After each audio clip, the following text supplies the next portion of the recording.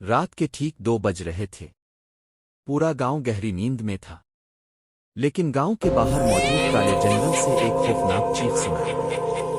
وہ چیخ اتنی دردناک تھی کہ لوگوں کے جسم کانپ اٹھے۔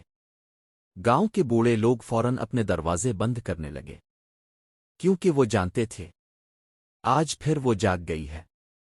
17 سالہ حمزہ یہ سب سن کر حیران ہوا۔ اس نے اپنے دادا سے پوچھا، آخر جنگل میں ہے کیا؟ دادا کے چہرے کا رنگ الفاڑ گیا۔ وہ دھیمی آواز میں بولے، بیٹا، اس جنگل میں ایک عورت کی روح رہتی ہے جو ہر سال ایک انسان کو اپنے ساتھ لے جاتی ہے۔ حمزہ کو یقین نہ آیا۔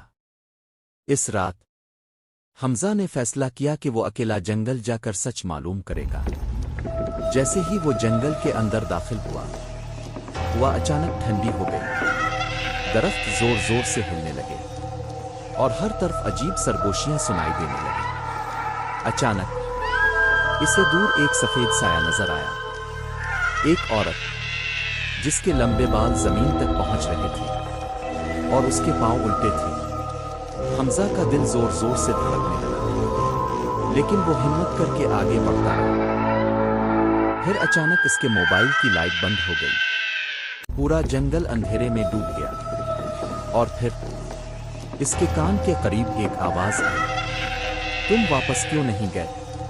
حمزہ نے خوف سے پیچھے دیکھا، لیکن وہاں کوئی نہیں تھا۔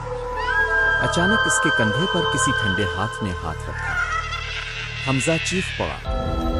اس نے فوراً مڑ کر دیکھا، وہی عورت اس کے بالکل پیچھے کھڑی تھی، لیکن اب اس کا چہرہ نظر آ رہا تھا، اور اس کے چہرے پر آنکھیں ہی نہیں تھیں، صرف کالا اندھیرا۔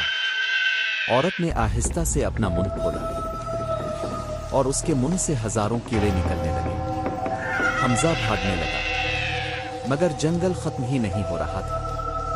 جہاں بھی جاتا وہی عورت سامنے آ جاتی۔ اچانک حمزہ کو ایک پرانا کنواں نظر آیا۔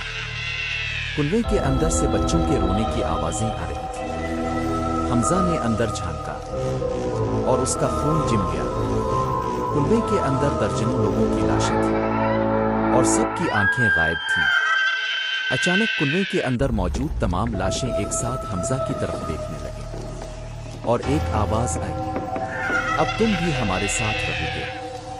حمزہ پیچھے ہٹنے لگا، لیکن اس عورت نے اس کی ٹانگ پکڑ لی۔ حمزہ زور زور سے چیخنے لگا۔ پھر اچانک پورا جنگل خاموش ہو گیا۔ اگلی صبح گاؤں والوں کو جنگل کے باہر صرف حمزہ کا موبائل ملا، جس کی اسکرین پر خون سے ایک جملہ لکھا تھا، وہ ابھی بھوکی ہے۔ اور اس دن کے بعد ہر رات 2 بجے جنگل سے ایک نئی چیخ سنائی دینے لگی۔ لیکن کہانی ابھی ختم نہیں ہوئی، کیونکہ اسی رات گاؤں کے ایک اور لڑکے کے موبائل پر ایک نامعلوم نمبر سے صرف ایک تصویر آئی۔ وہ تصویر حمزہ کی تھی، جو اس کالے کنویں کے اندر کھڑا مسکرا رہا تھا، اور تصویر کے نیچے صرف ایک جملہ لکھا تھا، اگلا نمبر تمہارا ہے۔ اگر تم جاننا چاہتے ہو کہ اگلی رات جنگل میں کیا ہوا اور حمزہ حقیقت میں زندہ تھا یا نہیں، تو اگلی خوفناک کہانی کا انتظار کرو۔